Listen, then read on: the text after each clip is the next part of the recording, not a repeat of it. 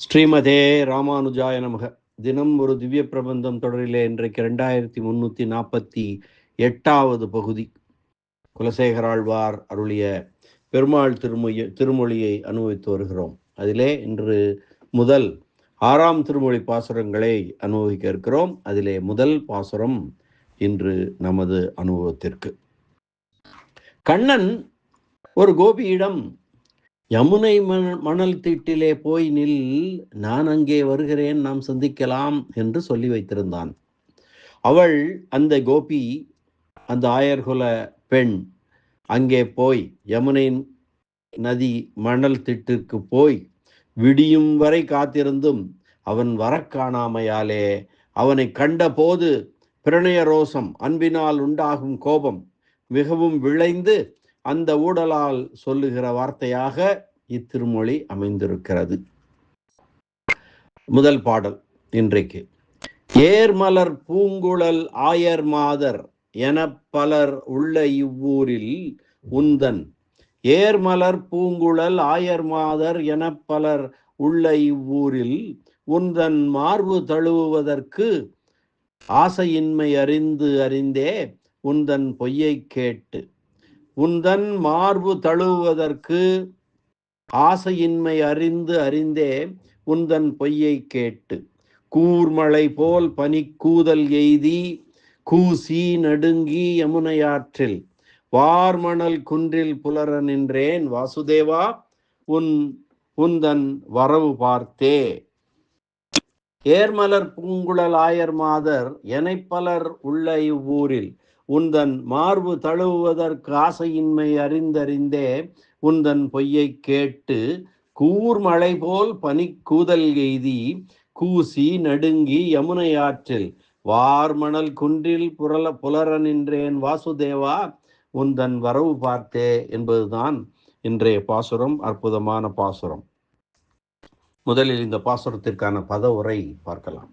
வாசுதேவா, கண்ணபிரானே, ஏர்மலர் பூங்குழல் ஆயர் மாதர், அழகிய மலர்களை அணிந்த மனம் மிக்க கூந்தலையுடைய ஆயர்பாடி இடைப்பெண்கள், எனை பலர் உள்ள எத்தனையோ பேர்கள் இருக்க பெற்ற இவ்வூரில், இந்த திருவாய்ப்பாடியில், உந்தன் மார்பு தழுவுதற்கு, உன்னுடைய மார்போடு அணைவதற்கு ஆசையின்மை அறிந்தே,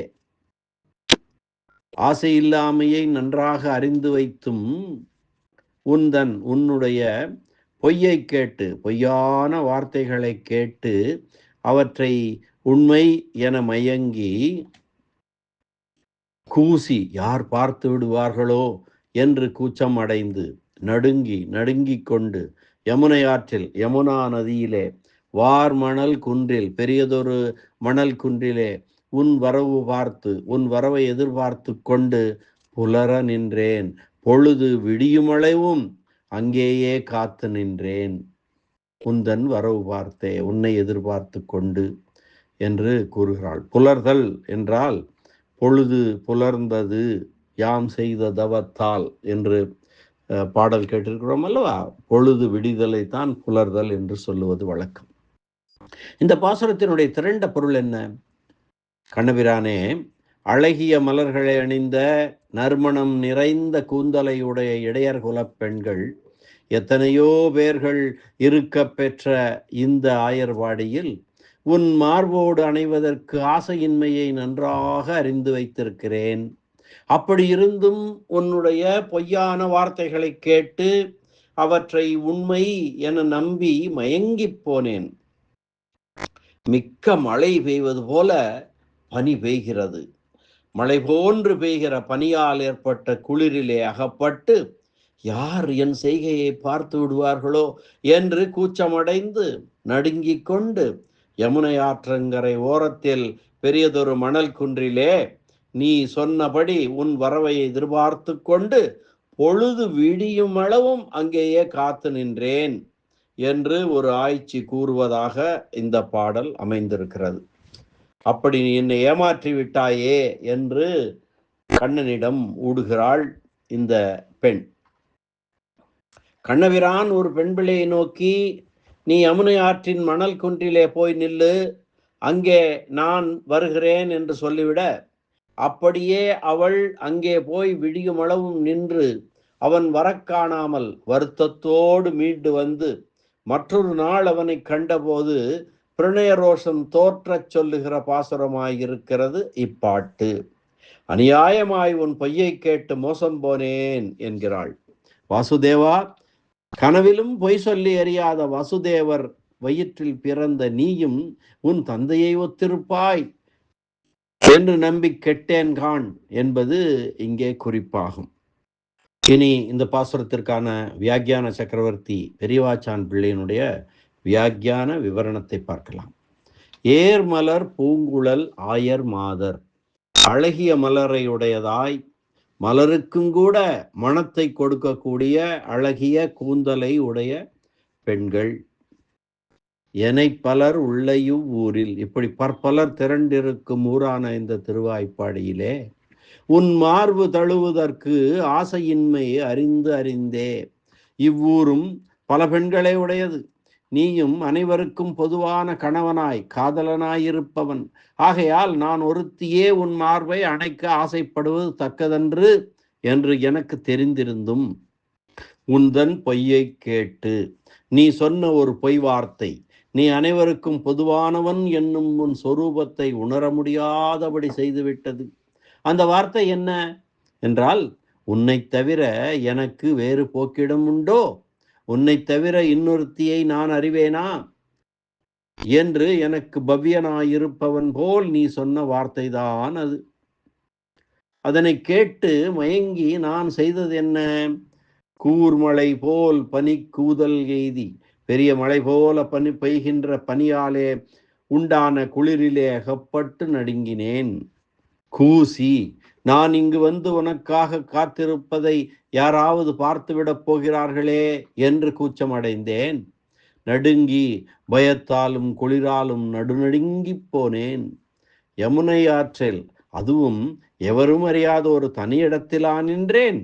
இல்லையே, அனைவரும் வந்து போகக்கூடிய யமுனை ஆற்று மணலில் அல்லவா நின்றேன் என்று கூறுகிறாள் அந்த பெண். வார்மணல் குன்றில் புலர நின்றேன், அப்படி நின்றதுதான் நின்றேன். தனியே நிற்கக்கூடிய குறுகிய தெருவில் நின்றேனா?